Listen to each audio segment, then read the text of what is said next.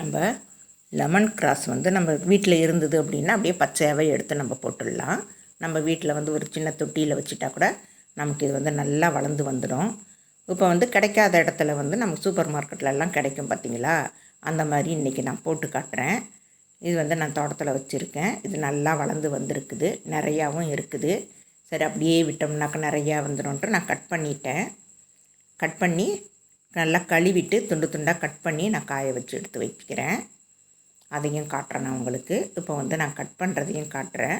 நமக்கு வந்து தேவையான அளவுக்கு நம்ம கட் பண்ணிடலாம். கொஞ்சம் ஒரு 4 வரக்கடை அளவுக்கு நம்ம விட்டுட்டு நம்ம மீதியெல்லாம் கட் பண்ணி அந்த இலைங்களை எடுத்துடலாம். நம்ம வந்து லெமன் கிராஸ் டீ அப்படின்னு சொல்லும்போது நமக்கு இந்த லெமன் வாசம் வரும். ஆனால் லெமன் புளிப்பு வராது. இதில் உங்களுக்கு புளிப்புத்தன்மை வேணும் அப்படின்னா நீங்கள் லைட்டாக ஒரு 2 சொட்டு 3 சொட்டு லெமனை வந்து புழிஞ்சு விட்டுக்கலாம்.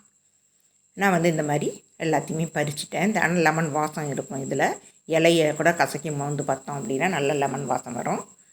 நான் வந்து கழுவி நிழலில் காய வச்சுருக்கேன். நிழல்லையே தான் நான் காய வச்சுருக்கேன், வெயிலெல்லாம் நான் போடலை. இப்போ வந்து நான் கட் பண்ணிடுறேன். இப்போ வந்து நான் கட் பண்ணிக்கலாம். ஏன்னா அவ்வளோ பெருசாக இருக்குது இல்லையா, அதனால் வந்து கட் பண்ணிடலாம். கழுவி இந்த தண்ணி உணர்த்துறதுக்கு நிழலில் போட்டு நான் உணர்த்து எடுத்துருக்கேன். ஆனால் நான் வெயில்லையும் போடலை. கட் பண்ணிவிட்டு கூட சின்ன சின்ன துண்டுங்களாக நம்ம கட் பண்ணி எடுத்துக்கலாம். இது வந்து நமக்கு 50 கிராமே நமக்கு 100 ரூபான்னு சூப்பர் மார்க்கெட்டில் விற்கும். இது நம்ம வீட்லேயே வச்சிட்டோம் அப்படின்னா எல்லாருமே கூட குடிக்கலாம். இது டீ வந்து நமக்கு நல்லா டேஸ்ட்டாக தான் இருக்கும். இந்த அளவுக்கு நான் துண்டு துண்டாக எல்லாத்தையும் கட் பண்ணிவிட்டு காட்டுறேன். இப்போ நான் எல்லாத்தையும் கட் பண்ணிட்டேன். இந்த அளவுக்கு எனக்கு வந்திருக்குது.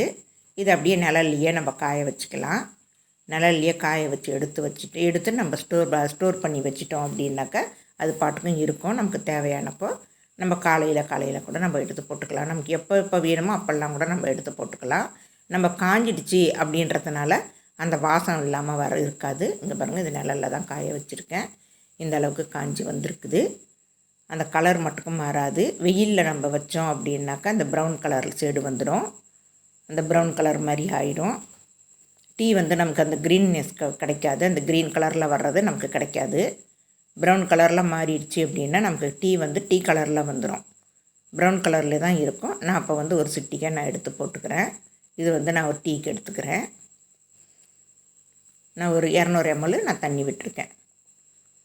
200 ml தண்ணி விட்டு அது கொஞ்சம் கொதித்து வரட்டும். அந்த கொதித்து வரும்போது நம்ம இதை போட்டுக்கலாம். நான் வந்து இதை போட்டுட்டேன். இப்போ வந்து நல்லா கொதித்து வரட்டும்.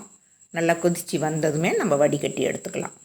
இந்த அளவுக்கு கொதிச்சுது அப்படின்னாக்கா அதில் இருக்கிற க்ரீன் கலரெல்லாம் நமக்கு தண்ணியில் இறங்கிடும். நல்ல வாசமும் நமக்கு நல்லா கிடைக்கும்.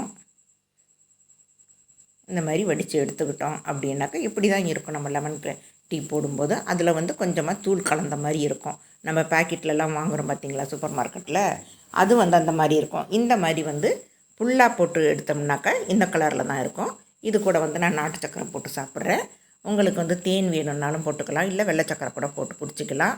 உங்களுக்கு எது விருப்பமோ அதை போட்டு குடிச்சிக்கலாம். ஆனால் கொஞ்சோண்டு சக்கரை போட்டு குடித்தா தான் நமக்கு குடித்த மாதிரி இருக்கும். தேங்க்யூ.